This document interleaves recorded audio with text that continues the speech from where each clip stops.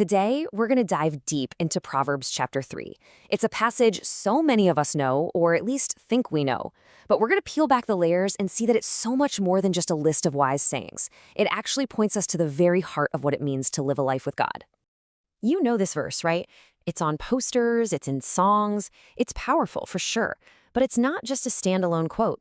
It's really the anchor for this huge, incredible picture of a life completely centered on God.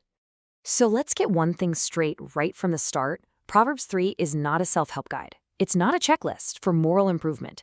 It's a beautiful, rich portrait of a life lived in a deep, covenant relationship with God.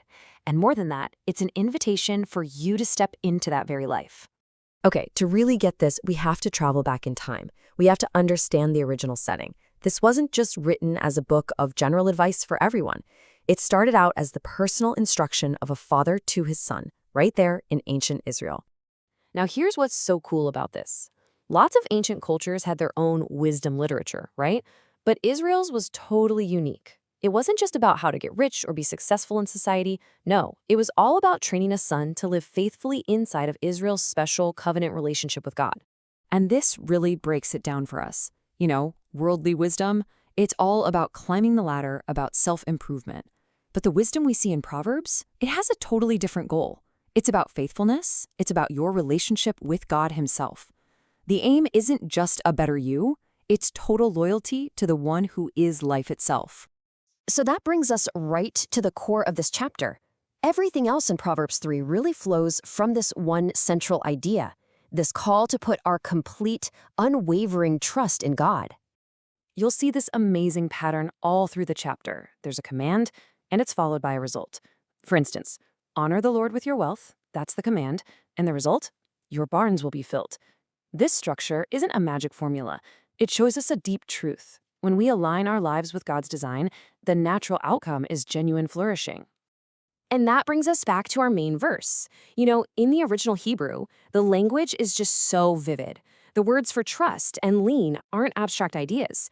They paint a picture of physically putting the entire weight of your body, your whole life, onto something for support. And so the text asks this deeply personal question, not just to that son thousands of years ago, but to every single one of us today. What is supporting the full weight of your life?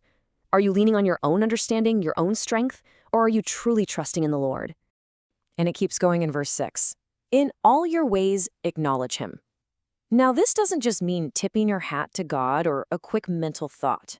The word acknowledge here means a deep relational awareness. It's about knowing him, being conscious of him in every decision, every step, every single part of your day. So now, let's zoom out a bit. Because these incredible ideas in Proverbs 3, they don't just exist in a vacuum.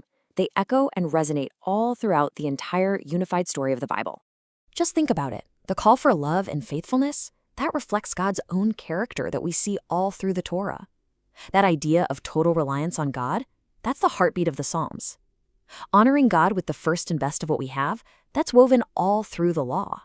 And even the idea of God's discipline being like a father's love, that's picked up directly in the New Testament, in Hebrews chapter 12. It's all one amazing connected story. But this is where the story introduces a crucial tension. The Old Testament lays out this beautiful, perfect path of wisdom. But page after page, what do we see? We see humanity's tragic failure to actually live it out. And this failure, this inability, it sets the stage perfectly for a greater solution. And that brings us to the absolute climax of understanding this passage. The perfect life of wisdom that Proverbs describes isn't ultimately a set of principles we're supposed to follow. It's not an ideal we strive for. It is a person we can know. This is the key that unlocks everything. The perfect life described in Proverbs, it's not a what, it is a who. The New Testament pulls back the curtain and reveals that Jesus Christ is the living, breathing fulfillment of this perfect life of wisdom. Think about it. Jesus is the one who perfectly trusted the Father with all his heart, never leaning on his own understanding, not even in the Garden of Gethsemane. He is the one who was the perfect embodiment of steadfast love and faithfulness, living in complete, unbroken loyalty to God his Father.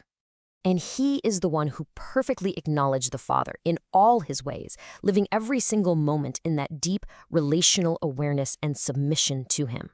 And because of all this, the New Testament can make this absolutely stunning declaration. Jesus Christ is the wisdom of God. The perfect life described in Proverbs finds its ultimate, living, breathing expression in Him. And this, right here, is the best news of all. This life of wisdom, it's not something you can earn by trying harder or by being a better person. It is a life you are invited into. It's a gift that we receive, not because we deserve it, but through our union with Christ Himself. So as we wrap this up, let this really sink in. The path of wisdom laid out in Proverbs 3 is so much more than a roadmap for self-improvement. It goes infinitely deeper than that. It is the path of life with God, a path made possible for us only by the one who is life itself, Jesus Christ.